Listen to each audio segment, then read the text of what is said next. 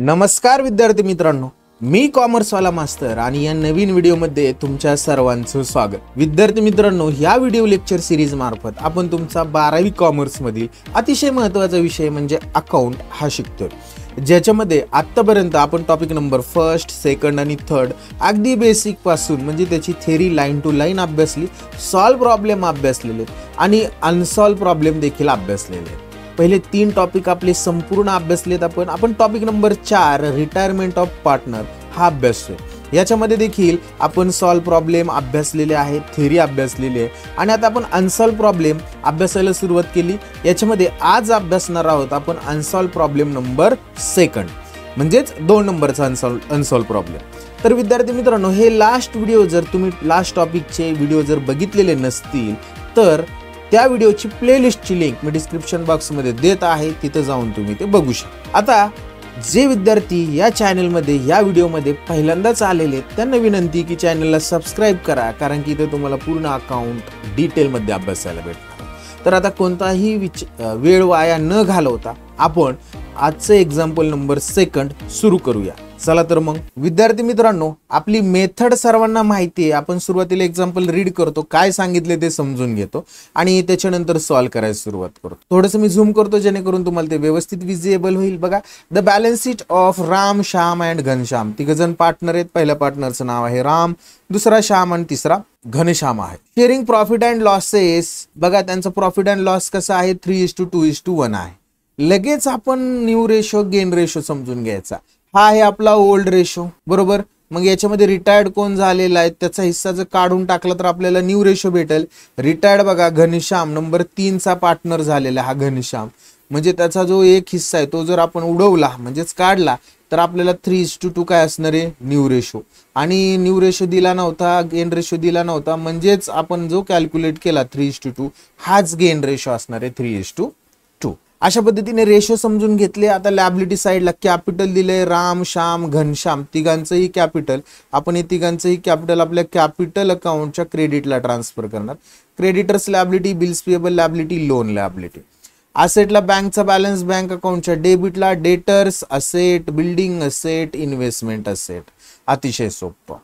त्यांनी सांगितले पुढे घनश्याम रिटायर्ड ऑन 1 एप्रिल 2019, ज्या दिवशी रिटायर्ड झाला त्याच दिवशीची आपल्या बॅलन्स शीटची डेट असली पाहिजे, म्हणजे बॅलन्स शीटची डेट आपण लिहिणार 1/4/2019 एवढी एक सुधारणा आपण प्रत्येक प्रॉब्लेम मध्ये लक्षात घ्या। त्याच्यानंतर त्यांनी खालील टर्म्स नुसार तो रिटायर्ड होते असं सांगितले। त्याच्यामध्ये फर्स्ट सांगितले building and investment appreciated 5% and 10% respectively. या दोन्ही असेट वाढत आहेत, म्हणजे त्या असेट मध्ये ऍड करावं लागेल असेट वाढणे प्रॉफिट रिव्हॅल्युएशनच्या क्रेडिटला। कोणत्या असेट वाढल्या आहेत, इन्व्हेस्टमेंट आणि बिल्डिंग। आपण दोन्ही असेटला स्टार मार्क करूया, एक बिल्डिंग आणि दुसरं investment. Next number second adjustment सांगितली की provision for doubtful debts is to be created 5% on debtors. हे काय करायचं, आपल्याला डेटर्स मधून लेस करायचं आहे आणि रिव्हॅल्युएशनच्या डेबिटला लिहायचं आहे। डेटर्सला आपल्याला स्टार मार्क करावं लागेल, आपण स्टार मार्क करून घेऊ।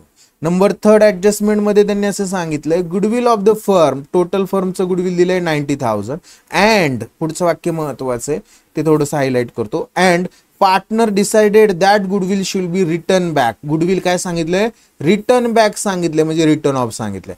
म्हणजे त्यांनी टोटल म्हणजे एंटायर फर्मचं गुडविल काय केलेले, रेज केले।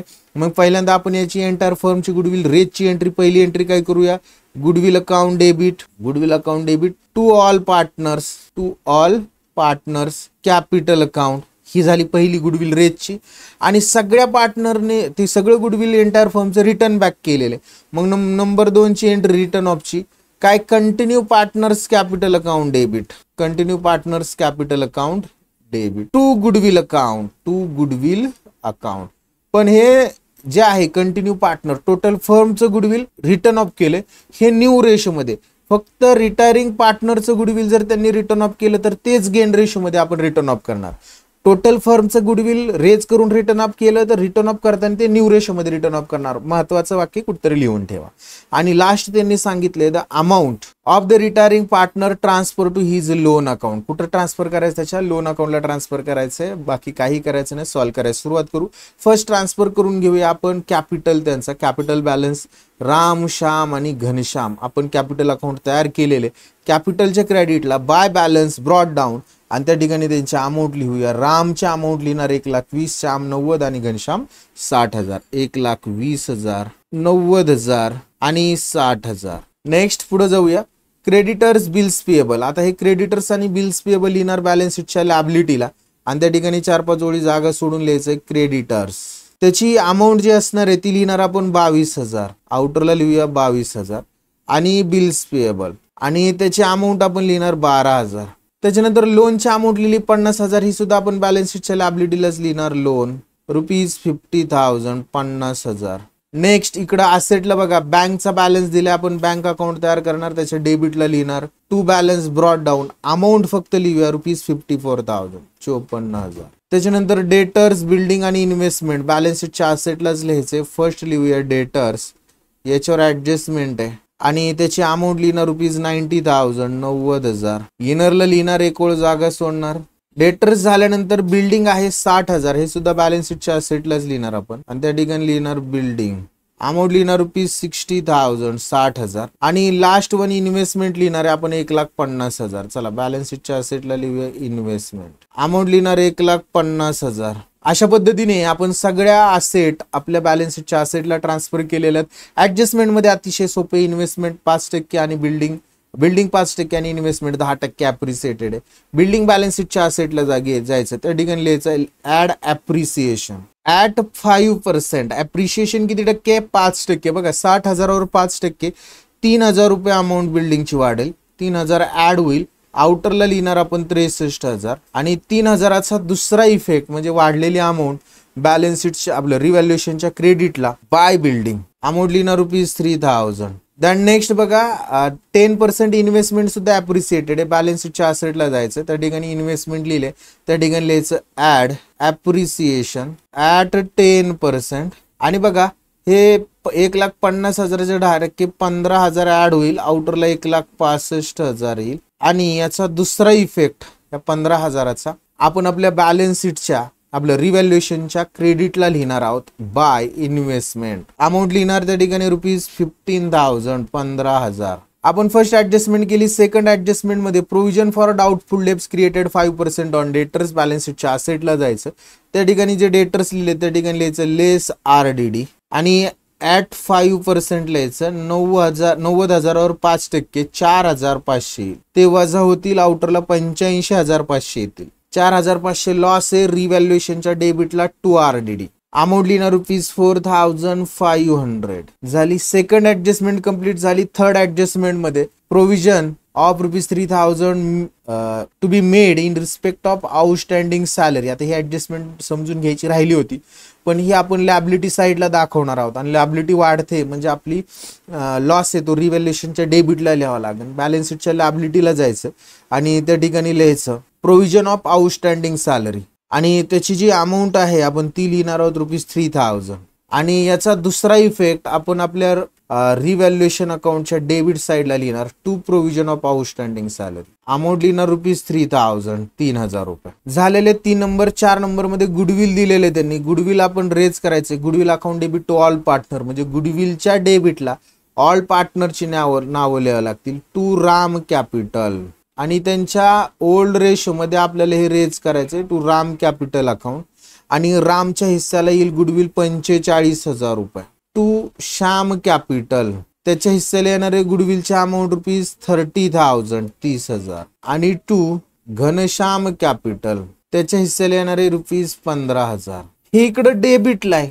गुडविलच्या पार्टनर्स कॅपिटलच्या क्रेडिटला लिहायचं बाय गुडविल अकाउंट आणि अमाऊंट लिहिणार आहोत आपण त्या ठिकाणी एकाची 45,000 एकाची 30,000 आणि एकाची 15,000 रुपये. नेक्स्ट पुढे जाऊया. हे गुडविल त्यांनी रिटर्न बॅक केलेले म्हणजेच काय आता या ठिकाणी continue partners capital account debit to goodwill account म्हणजे पार्टनर्स कॅपिटलच्या डेबिटला टू गुडविल लिहावं लागेल. कंटिन्यू पार्टनर्सच्या कॉलम मध्ये अमाऊंट टू गुडविल अकाउंट आणि बघा आता हे कोणत्या रेशो मध्ये त्यांच्या न्यू रेशो मध्ये न्यू रेशो आहे 4:1 2 आपण इथंच 3 काढला होता बघा, 3:2 आहे बरं का. न्यू रेशो काय आहे 3:2, तोच गेन रेशो. कन्फ्युज होऊन देऊ नका. टोटल फर्मचं गुडविल जर रिटायर केलं, रेज केलं आणि तेच रिटर्न बॅक केलं तर ते न्यू रेशोमध्ये.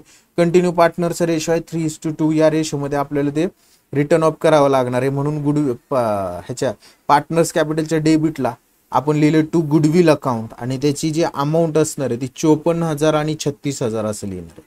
54,000 आणि 36,000 इथं डॅश. याचा दुसरा इफेक्ट आपण आपल्या इकडं गुडविल अकाउंटच्या क्रेडिट साईडला लिहिणार. आपण गुडविलच्या क्रेडिटला बाय राम कॅपिटल अकाउंट 54,000 54,000 आणि by Shyam capital account amount लिहिणार 36,000 36,000. आणि काय करायचं आता, आपलं सगळं झालेलं आहे, आपण सगळे अमाऊंट ऍडजस्टमेंट केलेले आहेत. शेवट फक्त लोनला ट्रान्सफर करायचं आहे. त्याचं क्लोज करायला सुरुवात करू. फर्स्ट रिव्हॅल्युएशन अकाउंट क्लोज करू. रिव्हॅल्युएशन अकाउंट जर बघितलं तर त्याचे डेबिटची आणि क्रेडिटची अमाऊंट जास्त आहे 18,000 रुपये. तीच डेबिटला लिहिणार आहोत आपण 18,000 आणि 4,500 आणि 3 म्हणजे टोटल 7,500. जर 18,000 मधनं वजा झाले तर आपल्याला बॅलन्सिंग फिगर भेटणार आहे 10,500. हे आपल्या पार्टनरला वाटायची 1 2 3 आणि चौथं लिहायचं टू पार्टनर्स किंवा all partners capital account. To partners capital account underline अंडरलाईन करायची आपण आणि आपल्या पार्टनरची नाव लिहायची. पहिला पार्टनर रामला त्यामध्ये आपण हिस्सा देणार आहोत 5,250 ओल्ड रेशो मध्ये लिहिणार. टू श्याम म्हणजे श्यामला आपण त्याचा हिस्सा येणार आहे ₹3,500 आणि टू घनश्यामला 1,750 रुपये येणार त्याच्या हिस्स्याचे. हे इकडे डेबिटला आहेत. पार्टनर्स कॅपिटलच्या क्रेडिटला जायचं आणि त्या ठिकाणी लिहायचं बाय रिव्हॅल्युएशन अकाउंट आणि तिची अमाऊंट लिहिणार आपण त्या ठिकाणी 5,250 3,500 आणि 1,750. आणि आता काय करायचं, आपण हे क्लोज करायला सुरुवात करायची. जो रिटायर्ड पार्टनर आहे पहिला कोण आहे, घनश्याम आहे, त्याचा अकाउंट फर्स्टली आपण क्लोज करायचं. बघा त्याची क्रेडिटचे टोटल जास्त आहे 60 आणि 15 75 76,750. क्रेडिटची टोटल येणार आहे 76,750. ती जिकडे डेबिटला लिहिणार 76,750. बॅलन्सिंग फिगर सुद्धा 76,750. हे लोनला ट्रान्सफर करायचं. याला म्हणायचं टू घनश्याम लोन आणि हे लोन आपल्या बॅलन्स शीटच्या लॅबिलिटीला लिहायचं घनश्याम लोन. अमाऊंट लिहिणार 76,750 रुपये. बाकीचे आता क्लोज करूया. राम आणि श्यामचं कॅपिटल अकाउंट क्लोज करू. बघा राम 90 आणि 30 1,20 1,23,500. तेच डेबिटला लिहिणार 1,23,500. त्यातनं हे 36,000 जर वजा झाले तर 87,500. त्याच्यानंतर रामचं बघा 1,20 45 आणि 5,250. डेबिटची टोटल येणार 1,70,250. तेच डेबिटला लिहिणार 1,70,250 आणि याला म्हणणार आपण टू बॅलन्स कॅरीड डाऊन. आणि हा जो बॅलन्स आहे तो आपण बॅलन्स शीटच्या लॅबिलिटीला ॲज अ कॅपिटल म्हणून दाखवणार. कॅपिटल अकाउंट त्याला अंडरलाईन करणार आपण. त्याच्यामध्ये फर्स्ट राम आणि दुसरा आहे श्याम. रामचा लिहिणार 1,16,250 आणि श्यामचा लिहिणार 87,500. इथं जी बॅलन्सिंग फिगर आहे ना ही थोडीशी आपली काय झालेली चुकलेली. आपली इथे 1,70,250 यायला नाही पाहिजे. इथं आपण 54,000 जर वजा केले तर 1,16,250 यायला पाहिजे आणि ती आपण इथं बॅलन्स शीटला लिहिली 1,16,250. आणि याची टोटल आपण आउटरला घेणार आहोत 2,03,750. आणि आता आपण काय करूया, गुडविल आणि कॅश अकाउंट क्लोज करू. तुमचं गुडविल जे अकाउंट असणार आहे ते 90,000 रुपयाने. डेबिटची टोटल 90 आणि क्रेडिटची टोटल सुद्धा 90,000 क्लोज होईल. 90. कॅश अकाउंट डेबिटला 54,000 आहेत, क्रेडिटला सुद्धा 54,000च येणार. बॅलन्सिंग फिगर सुद्धा 54,000च राहील. याला म्हणणार आपण बाय बॅलन्स कॅरीड डाऊन. आणि हा आपला जो बॅलन्स आहे कॅशचा तो बॅलन्स शीटच्या असेटला cash oblique bank account. Amount लिहिणार 54,000. आणि आता काय करायचं, आपण हे क्लोज करायचं. लॅबिलिटी बघा, लॅबिलिटीची टोटल 3,67,500. तेवढीच आपल्या असेटची टोटल असणार आहे 3,67,500 रुपये. म्हणजे थोडक्यात या प्रॉब्लेमची बॅलन्स शीट आपली 3,67,500 रुपयाने काय झाली, टॅली झालेली आहे. आय होप विद्यार्थी मित्रांनो हे एक्झाम्पल तुम्हाला व्यवस्थित समजलेलं असणार आहे. समजलेलं असेल तर व्हिडिओला लाईक करायला विसरायचं नाही. चॅनलला सबस्क्राईब करा. आज आपण इथंच थांबूया. नेक्स्ट व्हिडिओमध्ये आपण नेक्स्ट एक्झाम्पल अभ्यासणार आहोत, ज्याच्यामध्ये आपण अनसॉल्व एक्झाम्पल नंबर 3 अभ्यासणार आहोत. तोपर्यंत सर्वांना बाय, टेक केअर.